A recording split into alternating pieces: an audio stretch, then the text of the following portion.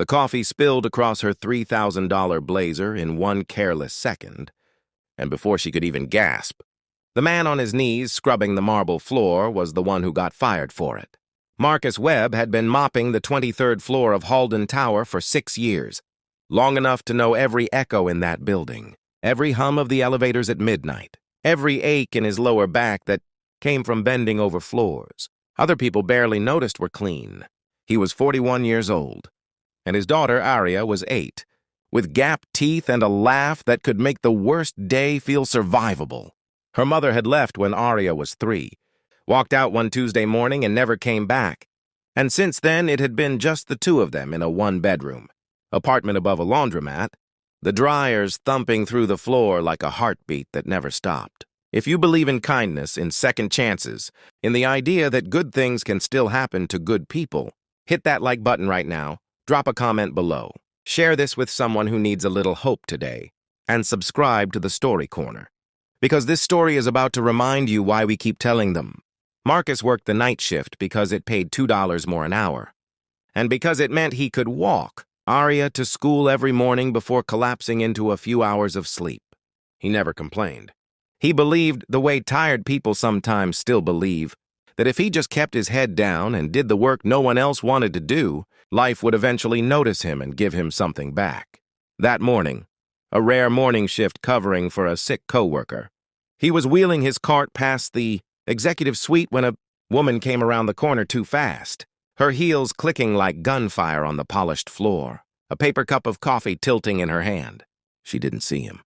He didn't see her. And when they collided, the coffee exploded across her sleeve and down the front of her cream-colored blouse. And for one terrible frozen moment, neither of them said anything at all.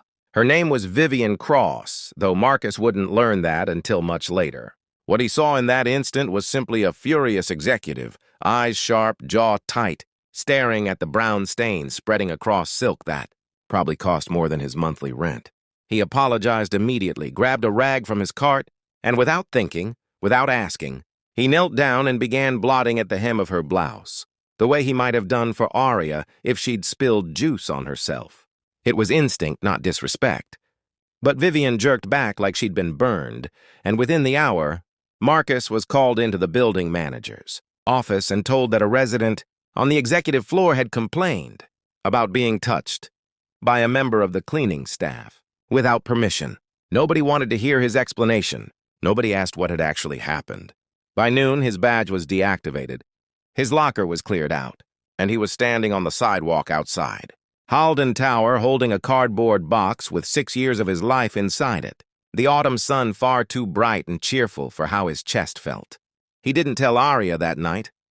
He picked her up from school with the same smile he always wore, listened to her talk about a science project on volcanoes, and let her fall asleep on his shoulder on the walk home, her backpack bouncing against his hip. It was only after she was tucked into bed that he sat at the kitchen table with a stack of bills and let himself feel the full weight of what had happened. Rent was due in 9 days. He had $412 in his checking account and a resume that hadn't been updated since before. Aria was born.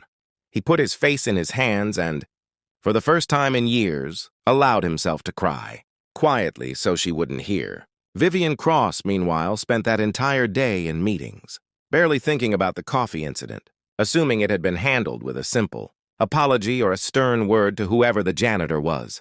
She was 36 years old and the CEO of Halden Dynamics, a woman who had built a logistics empire from nothing after her own father lost everything in a bankruptcy when she was a teenager. She knew what it felt like to have the ground disappear beneath you, and if she had known what actually happened to the man who'd tried to help her, she would never have allowed it. But she didn't know because in large companies, decisions made by middle managers rarely reach the top, and the building's operations team had quietly reported the incident as resolved without ever mentioning the word termination. It was pure chance that brought them back together. 2 weeks later, Vivian was leaving a charity gala downtown, exhausted and slightly annoyed at the small talk she'd endured all evening, when she noticed a man sitting on a bus bench with a little girl asleep against his arm, both of them wrapped in the same worn blanket despite the October chill. Something about the tired set of his shoulders looked familiar, She almost walked past, the way people in expensive coats often do. But something made her stop and look again. And this time she recognized him. The janitor from the 23rd floor, the one who had knelt down to help her and gotten nothing but her disgust in return. She approached slowly, unsure of what to say, and when Marcus looked up and recognized her, his face went pale with humiliation rather than anger. He apologized again, out of old habit, for something that had never been his fault, and Vivian felt something twist painfully in her chest. She asked what had happened to his job. He told her, plainly, without self-pity, the way a man tells the truth when he has nothing left to protect. He explained about the complaint, the sudden termination, the eviction notice now taped to his apartment door because he'd fallen behind on rent trying to feed his daughter and keep the lights on. Vivian listened in silence, watching the little girl's chest rise and fall against her father's arm, and she felt the particular shame of someone realizing that her carelessness had knocked over more than just a cup of coffee. She didn't offer him money that night, not directly, because she understood somehow that a man like Marcus needed dignity more than charity. Instead, she asked him to come to her office the following morning. And when he arrived, uncertain and freshly shaven in his one good shirt, she was waiting for him not as the woman who had ruined his life, but as someone determined to make it right.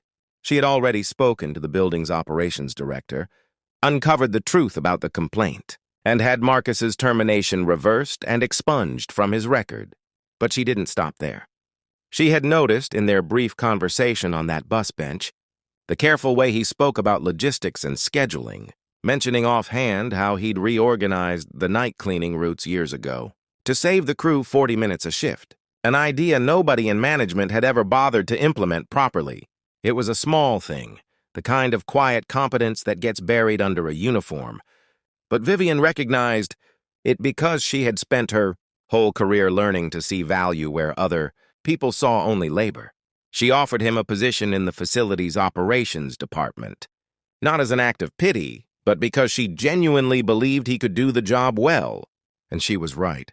Marcus, who had spent 6 years believing his only worth was in how well he could disappear into the background, suddenly found himself in meetings proposing changes, watching people actually listen to what he had to say. He cried in his car the day he got his first paycheck at the new salary, not because of the number itself, though it was more than double what he'd made before, but because for the first time in years he felt like a person people could see. Over the following months, something unexpected bloomed between Vivian and Marcus.